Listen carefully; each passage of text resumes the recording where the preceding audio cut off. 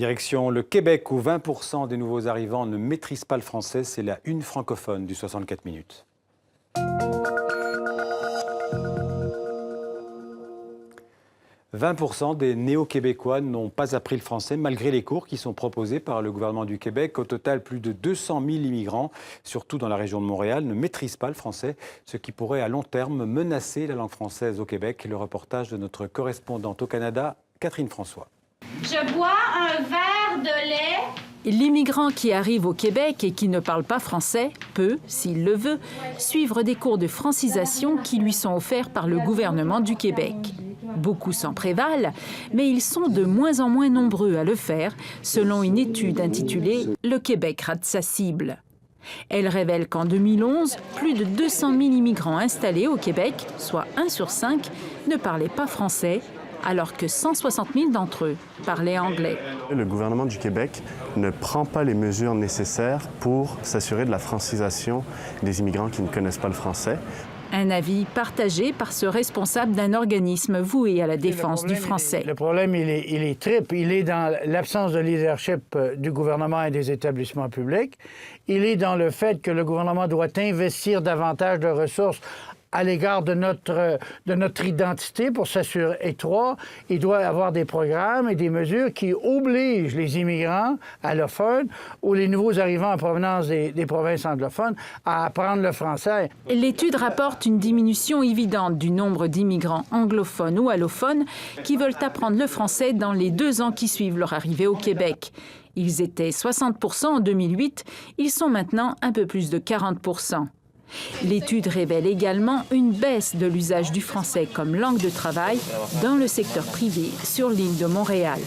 43,7 % des travailleurs utilisent le français, alors qu'ils étaient 62,5 % en 1997. Pour Montréal a ça de particulier, c'est qu'il y a une concurrence linguistique, il y a un groupe suffisant d'anglophones présents à Montréal pour qu'on puisse vivre sans connaître le français.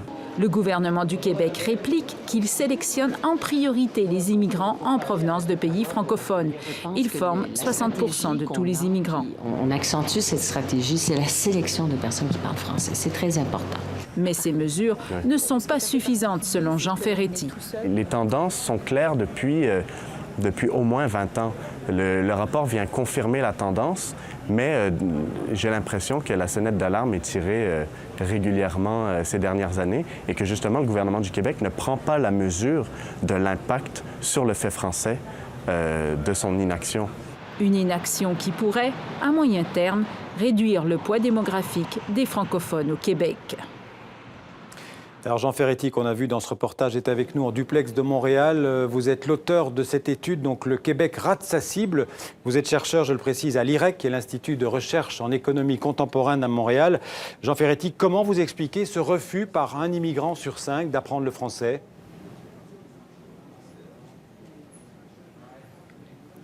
Bonjour.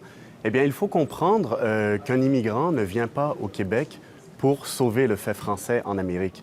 Il cherche tout d'abord à mettre quelque chose sur la table, à nourrir ses enfants et à trouver un emploi. Donc, il faut le comprendre. Et il faut dire que les incitatifs pour apprendre la langue française sont déclinants. À mesure où le poids démographique des francophones diminue sur l'île de Montréal, on parle de 47 % seulement d'individus de langue maternelle française, et qu'il est possible de travailler, de consommer, de vivre au quotidien sans connaître le français, eh bien, on peut comprendre que des individus ne sentent pas la nécessité de suivre ces cours. On parle quand même de 40 % des individus qui ne parlent pas français en arrivant au Québec qui ne suivent pas ces cours. Jean Ferretti, le français est en recul pour toutes les nationalités d'immigrants qui arrivent au Québec?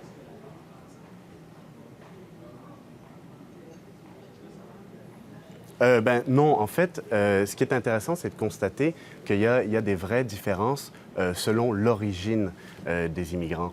Vous savez, le Québec, c'est vrai, a fait des efforts considérables pour sélectionner davantage d'immigrants francophones.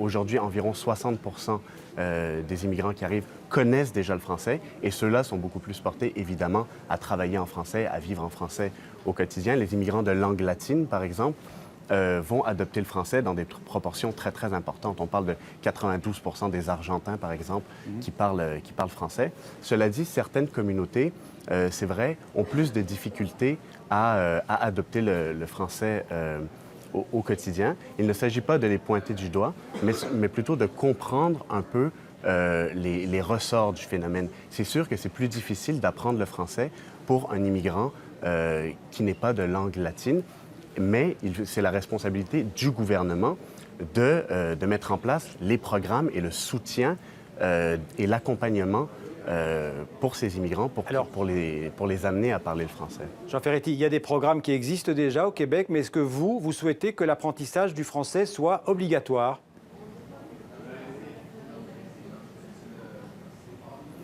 Je pense que c'est une piste qui peut être évaluée. Ce n'est pas la seule. On peut penser à la revalorisation des allocations de participation pour les cours. Vous savez qu'on donne environ 115 $ par semaine pour la fréquentation du cours de français. C'est sûr que 115 $, ce n'est pas nécessaire, ce n'est pas, je veux dire, nécessairement suffisant pour vivre et pour s'arrêter, éviter de travailler pour suivre des cours de français. On peut considérer l'option de mettre les cours obligatoires. On peut aussi considérer l'option de favoriser la francisation en entreprise. Le gouvernement du Québec tend à dissocier l'insertion en emploi et l'intégration linguistique. Il faudrait que le ministère de l'Emploi et le ministère de l'Immigration travaillent main dans la main pour que ce soit en fait une même mission, la francisation et l'insertion en emploi. Jean Ferretti, vous pensez, comme d'autres, que le gouvernement québécois devrait choisir en priorité des immigrants francophones? Oui, des immigrants francophones et des immigrants de langue latine. Nous avons cette chance de parler le français, d'avoir des bassins de francophones très importants dans le monde. Et il s'agit d'aller les recruter, de rediriger, par exemple, la publicité pour faire du recrutement dans les pays francophones et aussi dans les pays de langue latine. Jean Ferretti, en un mot, est-ce que globalement, le français perd du terrain au Québec? Oui, le français perd du terrain et de manière importante. Surtout, il faut comprendre la dynamique à l'échelle du Canada. Nous sommes 7 millions de francophones, entourés en Amérique du Nord par 400 millions d'anglophones. Au Canada, le fait français tend à être de plus en plus restreint aux frontières du Québec. Vous savez que les prédictions des démographes disent que les francophones hors Québec ne représenteront plus que 1,7 % de la population, justement, hors Québec, à l'horizon 2030. C'est-à-dire que le fait français est de plus en plus restreint au Québec. Et alors, il devient particulièrement important d'être vigilant sur la question. Merci beaucoup, Jean Ferretti, en direct avec nous depuis Montréal. Merci beaucoup.